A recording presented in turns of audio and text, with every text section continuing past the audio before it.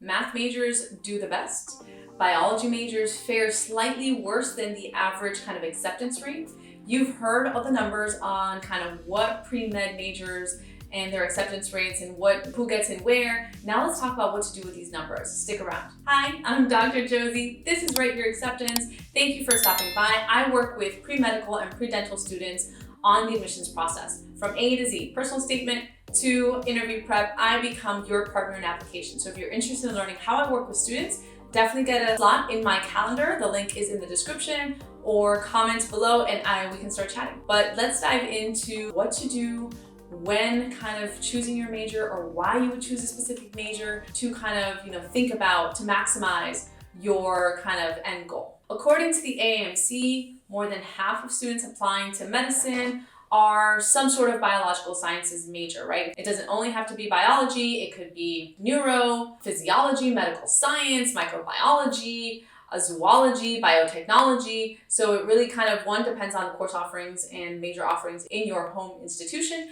but also just kind of, that umbrella is broad. These majors will most likely be the ones that mostly overlap with your pre-medical requirements. So now pre-med is not a major, right? You will declare pre-med in the sense of that you will take the required courses to then apply to medical school. But in many ways, it's not a major, right? You kind of you pursue a different major. But biology, if you kind of major in that, would have the most kind of overlap with the pre-med recs. So these tend to be biology, chemistry, organic chemistry, physics, sociology, biochemistry, psychology, statistics and research methods, especially the ones covered kind of as introductory courses or with labs and kind of, with an intro sociology course, let's say.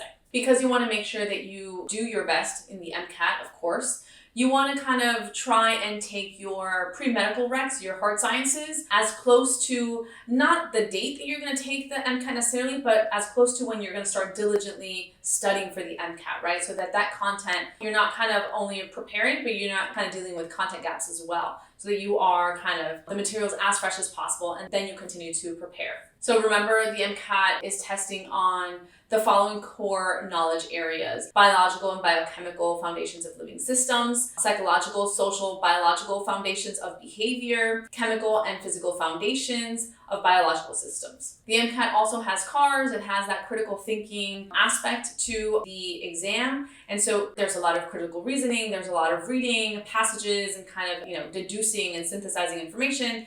And so in this case, there could be other majors as well that will help you kind of tangentially in this section of the exam. Despite the fact that most kind of biology major courses will be kind of overlapping with a pre-med, that doesn't mean that you have to be a biology major to succeed. I've had stellar results with students that are sociology, philosophy majors, math and statistics, big data, public health, computer science, nutritional science. I've had just those majors to name a few, very, very successful students who have gone on to medicine. I've had English majors, art history. So I've had students that have very kind of unique or kind of different humanities type inclinations and interests, and they will pursue that major and kind of then, continue their pre-med recs, and they're fine and they do very well. So definitely kind of biology is not the kind of, catch-all major that you must kind of pigeonhole yourself to, especially if you have other interests that you kind of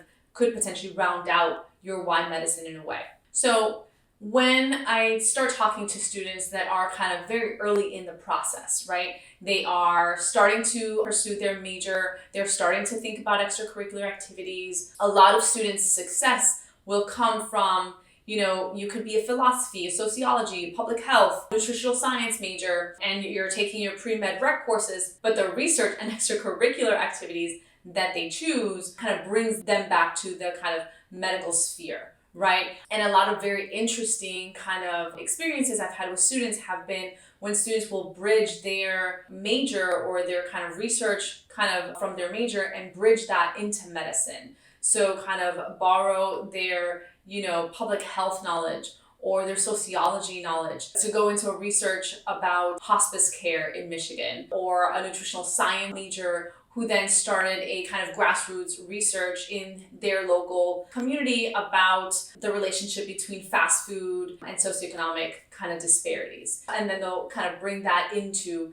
kind of public health and medicine and how we kind of, how primary care physicians should be kind of doing XYZ, or like what they would want them to kind of like be looking at in their own future as a physician. So pursue academically and intellectually something that you find interesting, but then round that out with research and extracurriculars that really kind of bring you back to medicine, so that you have very, yes, unique, but very kind of foundational and strong medical content for your application. Here are a couple other examples from students so that you can kind of get a sense.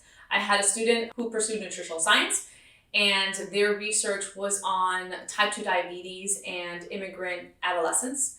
And so they kind of started looking at what they can do from like a pediatrician's perspective on how to kind of help with, diet knowledge and kind of, what to shop for, and just kind of diet and lifestyle information for these kind of newly immigrated families to curb type 2 diabetes at such a young age. I had another student who pursued philosophy, and after taking a medical ethics course, did a research on right to die measures and medical suicides. Are you thinking of pursuing a non-biology major and want to kind of think through how you would round out your extracurriculars? Comment below. I'd love to start chatting. Non-traditional students can also feel like they're stitching together their kind of life and academics kind of from the back, or kind of in reverse, right?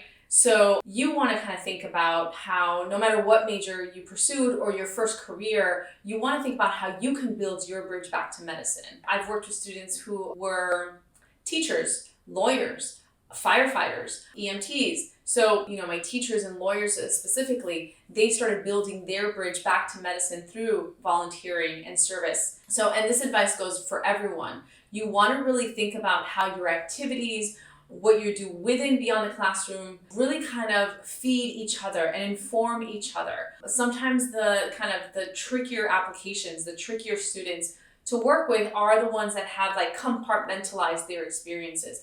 I do this in this box. I do this volunteering here. And so then it doesn't really feel like it's connected, and it feels very kind of like they're checking off what they need to do and not really making connections, not making those bridges to kind of synthesize and gain insight into broader aspects of medicine through zoomed in experiences. Hope this was helpful, and remember, my expertise is the writing, your messaging. When you sit down to start applying to medical school, make sure that you are kind of really showcasing all the strengths, all your assets on the page, that you are presenting the most compelling application. If you are interested in knowing how I work with students, definitely get your free slot in my calendar. The link is in the description, and we'll get started chatting and see if we're a good fit. I will see you soon. Thanks so much for watching. Bye.